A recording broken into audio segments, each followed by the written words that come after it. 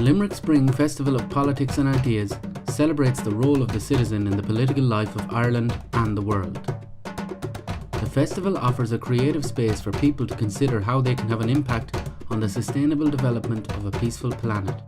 I'm Jennifer Maroney Ward. I'm the founder of the Limerick Spring Festival of Politics and Ideas.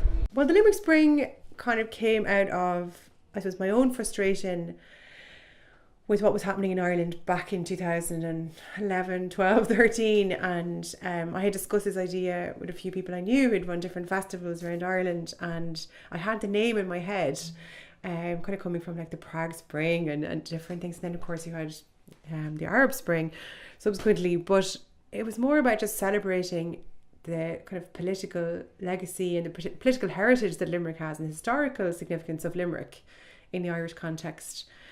It was a combination of all those things, my own frustration with what was happening in Ireland, particularly after the bank bailout, and suddenly seeing austerity really kicking in, I suppose, in my own work and, in reality for families and friends and people I knew. And I was thinking, well, how can we have a discussion about politics that is not about party politics, that's broader than that? I suppose I did study politics way back originally when I did my first degree, and I felt like we needed to get back to basics and really talk about what is it to be a citizen? What is it to actually vote? What is it to have a voice? What is it to influence policy? And the festival really comes out of my own desire to see something different happening around that discussion. And I just spoke to a few people I knew in Limerick, and I said, do you think this is a runner? And people said, yeah, this could work. And I put in a tentative application to City of Culture in 2014 for a little bit of seed funding for the festival. And they really liked the idea, and I got it. And I was like, okay, this is happening now, so I better make this happen. And so I just got a team of amazing volunteers together. We're all volunteers who run the festival. We started meeting every week for a couple of months. We put a program together. I asked other people's advice, and we put a really great program together the first year, and it really surprised us that the audiences were so interested and people were so enthusiastic. And I suppose that kind of got it going, and that's where it comes from. But it's really about celebrating the role of the citizen. You know, I think that's really important. It's not about party politics. It's not about whether you're right or left. Those definitions don't apply. It's about you coming into a space and having a chance to talk about the issues that are of importance to you, but also being allowed to be free in your ideas and not to worry too much about being pigeonholed, and to get out of your comfort zone a little bit too. So it's all about just challenging, I suppose, the norms and trying to find a new way of having political discourse. My name is Kate OShea, and I'm an artist based in Limerick City. I think for me, one of the most important things in the Limerick Spring is that there's a space to not have answers and a space to ask questions, because I guess that would have been always my fear in terms of, political conversations. I was always thought, I didn't have the answers, or I didn't know enough to talk. And I think that's quite a dangerous thing if we don't allow people to not know and allow people to engage in questions. So I think for me, I would like the Limerick Spring to be a place for people who, don't feel that they know that much about politics or things like that. And it gives a space for people to, I suppose, to learn, because that's kind of what it's been like for me. I wouldn't be very knowledgeable in party politics, or I didn't even shamefully study history, so I'm only trying to learn everything now.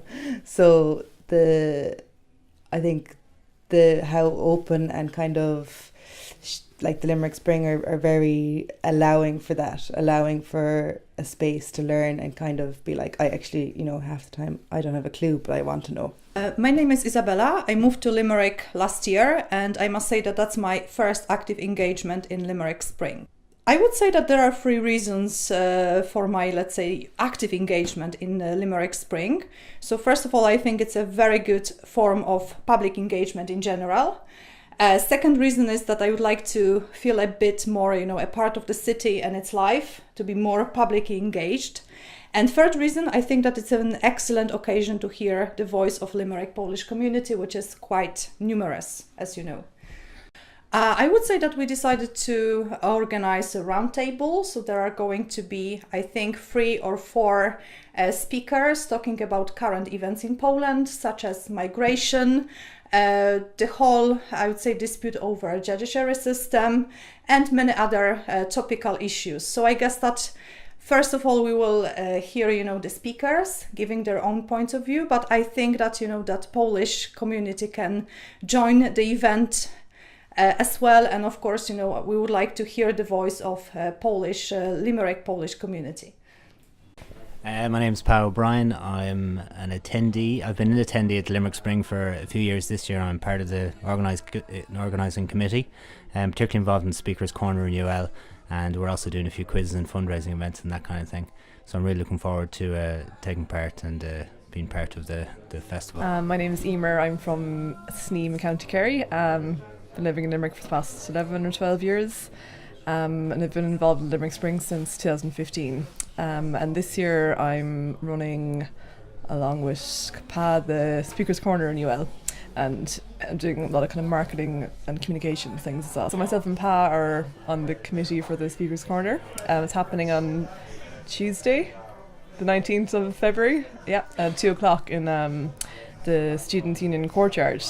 So that's kind of one of the flagship events of the Limerick Spring is Speaker's Corner. So it's really exciting to bring it to UL, to bring it to the students. The Speaker's Corner, I suppose, firstly it's quite, it's a traditional Speaker's Corner. There'll be no amplification or anything like that. Anybody can speak. We line up speakers obviously because that kind of greases the wheels of the event, but we try and get speakers from different perspectives, I suppose, and the only rule really there is that you can say whatever you like. We don't restrict anybody, anything like that. I know that, I suppose, the political narrative recently has been that free speech is something that only exists on the right, let's say, and that it's not welcomed on the left, but this is an inclusive event and we just want everybody to say what they feel or what their perspective on things is, and I think that leads to real good discussion. So we've invited lots of people from the environmental committee in the university. We've invited people from societies, religious societies, obviously given the year, political societies, debating societies, drug legislation societies. We've invited everybody because that's again what the event is about. Come along, say whatever you want, and if people like what you have to say, they'll clap you, or otherwise you might get a non-clap. So, but come along anyway. Hi, my name is Matt Sorolla, and this is the first year that I've been a part of Limerick Spring. Right, so I'm gonna run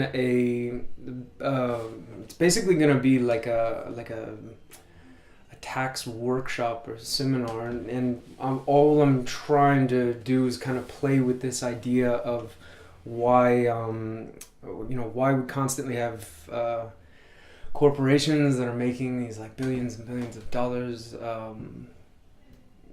but they keep getting caught out for not paying taxes. And I'm just trying to kind of highlight some of the ambiguity that's in there with the terms that people use, tax aggressiveness or versus tax evasion, and what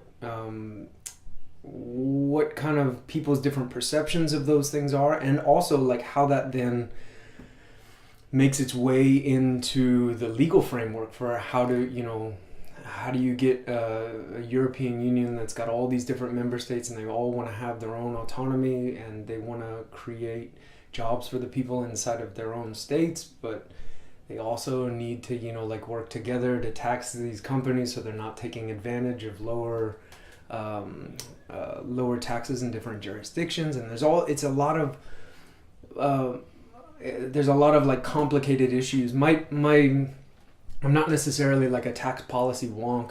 I think the thing that I like more about it is kind of the social angle on how people are approaching taxing large multinational organizations.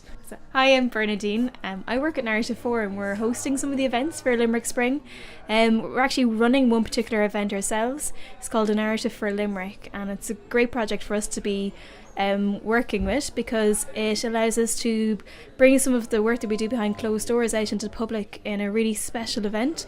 So we've invited 8 people who represent different Limerick identities to share their stories in public to an intimate My audience. name is Katla Holm, and I'm an Icelandic student at the University of Limerick. I'm also a member of the Pirate Party in Iceland. The Pirate Party is an international movement that started in Sweden some years ago, and our main goal is to bring politics into the 21st century, and a lot of internet freedom stuff going on. And on the festival, Limerick Spring Festival, I will run an event with 2 of my Icelandic friends that will be visiting, also members of the Pirate Party, and we're going to have an event about politics in Iceland and uncertain times in Iceland. So we're going to talk about the Pirate Party and how we have tried to change the scenery of politics in Iceland, and we're going to talk about being women in politics and answer any questions that people might have regarding that. My name is Greg O'Shaughnessy, and I've been involved with the Limerick Spring for a good number of years. Hope in uncertain times, that's an interesting concept. Paradoxically, Donald Trump gives us hope.